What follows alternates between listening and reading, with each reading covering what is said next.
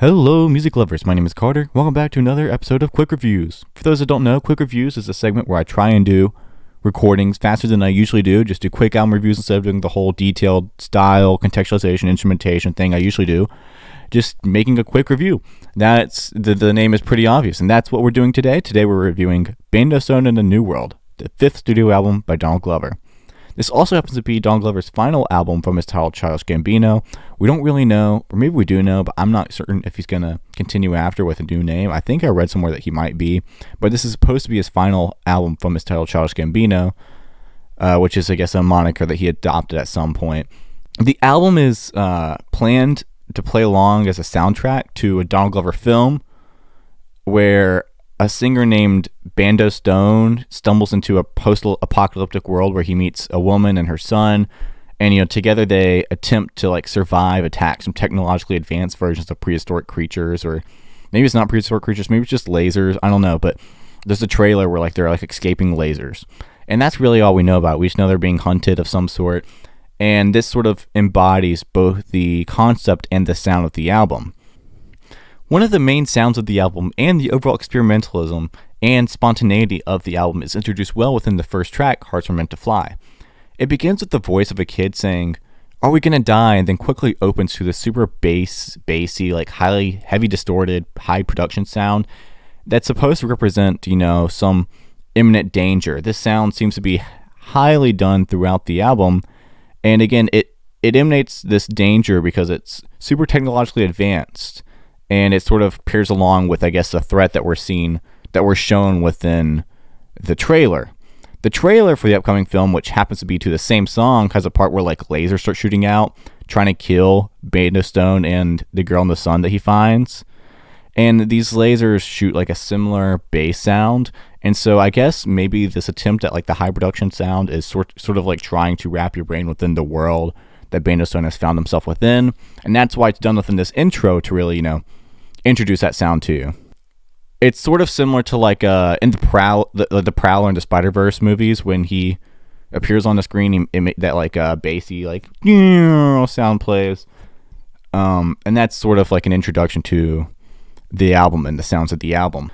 The sound also introduces the sound for most of the features of the album, which is a high-pitched verse from Amere. I don't know if that's how you pronounce it, but it's about gross stuff or whatever, but it sort of introduces the sound of a lot of these features in the album. And of all the bright spots of the album, which we'll get into, the features aren't really one of them. There's a couple of tracks where the features do detriment to the overall song. Not only it's not just that they're not good, but they actually do detriment to the song. Most notably in the track Talk My Crap, Talk My Shoot, we'll call it, because I try not to curse on this channel. Donald Glover is going on, or Childish Gambino, is going on this amazing flow, and then Amere comes in with, it's not the worst feature in the world, but it really, I guess, lacked any lyrical substance for the most part. And then it's followed by Flo Milli's verse, which is actually so amazingly annoying and so just does not fit in with the sound of Gambino's verse and flow. It's the super high-pitched voice as is introduced in the intro track for a lot of the features, with Amere's feature in that intro track. And it's kind of just annoying. I like her flow in the feature, but it just ruins the track. And I kind of get to the point where I listen through the song and I get to that feature and then I skip the song. It just doesn't match with Gambino's verse at all and his flow, which was awesome. And I would have just liked him to continue his flow. It was awesome. There was no need for a feature there. And again, this seems to be something that's sort of common throughout the album, where the sound in the track just randomly changes from something that's sort of already establishing. Another questionable feature comes in the track Cruisin', which has a yeet verse that, although it isn't terrible, it seems unneeded and subtracts more than it adds. The only feature that I can really think of at the moment that I liked the addition to the song is Georgia singing in the track In the Night. Other than that, there's not really one I can think of that I really think added to the song well. On the contrary, one of my favorite things about the album comes with the usage of nature sounds and tribalistic sounds, we'll call them. Stuff like Afro beats, and we'll get into that in a second. But for an example, for the nature sounds, there's a frog beat in the track Cruisin', which combines nature sounds with professional production. Or, for example, like as we were speaking earlier with like the tribalism side or this tribalism sound, that same song uses congos in the intro, which plays off of the prior track, No Excuses, which is heavy on congos. Or in the track Can You Feel Me, a sample is used from a Sesame Street clip where an African like tribal choir of some type is like singing the ABCs. And this sort of like combines with this heavy produced sound with this tribalistic feel or with this nature feel to sort of suck you into the world that the Bando Stone film is trying to introduce to you, where it's a prehistoric time, but it's technologically advanced. And so you're introduced also to the context of a jungle, the setting of a jungle, which is which is why you hear frog sounds and stuff. And the jungle seems to be a spot in which the album seems to take place. It even finds its way on the cover of the album. And there's a lot of examples of what we were talking about with these high production technological sounds or these futuristic sounds. For example, the futuristic sounds, Can You Feel Me features laser sounds. But there's also like really great high production synth work, which I really like that synth work in the tracks such as Survive and Cruisin', or like the heavy production bass in tracks like Talk My Shoot, we'll call it, or Yoshinoya, or Cruisin' Again. As stated earlier, this album often strays into different genres, one of those being rock, which I thought was really well done, especially in the tracks Yoshinoya and Runnin' Around. There's also some like pop work, especially in the track Real Love, which sort of is reminiscent or reminds me, I guess, of some of the pop work I like. It reminds me a lot of the track King of My Heart off of Reputation from Taylor Swift. Obviously, I'm not accusing him of basing it off that sound, but it does remind me of that sort of a similar element of, adding this high production sound with a very poppy vocal type. Overall, there's a lot of tracks that I really like, notably tracks like Lithonia, Survive, Steps Beach, Cruisin', In a Place Where Love Goes. I don't like the verse on that track, but that chorus I absolutely love. And I am a fan, not huge on it, but I do like the "We Don't Care About the Party." I like that part too.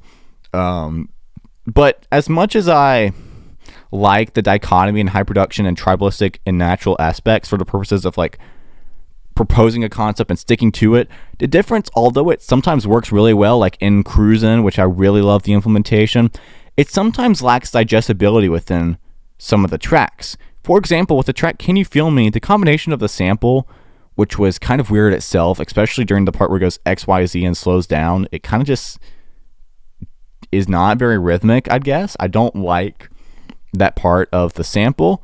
But combining that with laser sounds kind of just lacks a lot of digestibility. It feels a bit too ambitious and a bit unknitted. And then there happens to be this track called Happy Survival, which is basically just 3.5 minutes of an instrumental only track that doesn't develop at all. There's like no development to the track, and it's just the same thing over and over. And I almost, not even joking, the second time, I listened to this album twice to write my review. The second time I listened to it, I almost started crying listening to this song because I just could not stand putting myself through it. It was honestly so irritating to put myself through that track. So overall, the album often finds itself all over the place, even sometimes within its own track. They can be difficult to follow sometimes and feel a bit bipolar. For example, there's this one song, I think it's Yoshinoya, which I like both the beats of the song, but it's just a two-parter, and again, it contributes to this idea of just the tracks, changing with all the time, which isn't necessarily a bad thing. And there's a lot of good implementations of it. Like there's a track, I can't remember the name of it, which one it is, but it switches to like a sax solo, and I really like the sax solo. It's not necessarily always a bad thing, but there are tracks where it just doesn't work very well. The features also in this album generally, for the most part, are terrible. Happy Survival, I hope I never hear that song again. But on the contrary of all these negatives, Gambino shows great versatility in the album. The transitions, which I haven't spoken about yet, were very good for the most part. There's only one I'm not huge on, but the transitions were really good. Despite being like a soundtrack or whatever, it feels natural. Maybe it sort of like plays throughout the film. But for the most part, these transitions feel super natural and really give an albumic experience. Also, the production in this album is utterly spectacular. The album definitely warrants a re-listen, But perhaps the next time I re-listen to it, as I did earlier, I'm probably going to skip a couple tracks in the process. So overall, I'm going to give this album a 7.75 out of 10. I can see an argument for it being an 8, but I'll just leave it there. The peaks on this album are really good. There's not something that's like absolutely amazing, the biggest hit of the year, the best song of the year, whatever. But there is a lot of really great tracks on this album. But there are some songs which I probably don't really care to listen to again. Some that are just like filler, and then there's obviously Happy Survival, which I just don't want to touch ever again. And there's also a lot of great album-y things, but the album has its definite flaws, and some of the songs feel like they are just failed concepts, or the concepts just happen to be too ambitious to really work in the first place. And so that concludes my album review. I'm going to be filming the next one shortly, and then I guess I might have it uploaded soon, of Chappelle, the Chappelle Roan album from 2023 that's been blowing up over the last like 2 month or so. So that will be coming out shortly soon, hopefully. If you're new here, make sure you subscribe, like the video if you want to, if it was a good video. Or if there was things you'd like for me to improve, just let me know in the comments. Also, let me know what you think about the album. I'm sure you guys all have some great thoughts on it, and I'm interested to hear them. But no matter what you do, as always, God bless. Goodbye. Have a good day. Bye-bye. Bye-bye.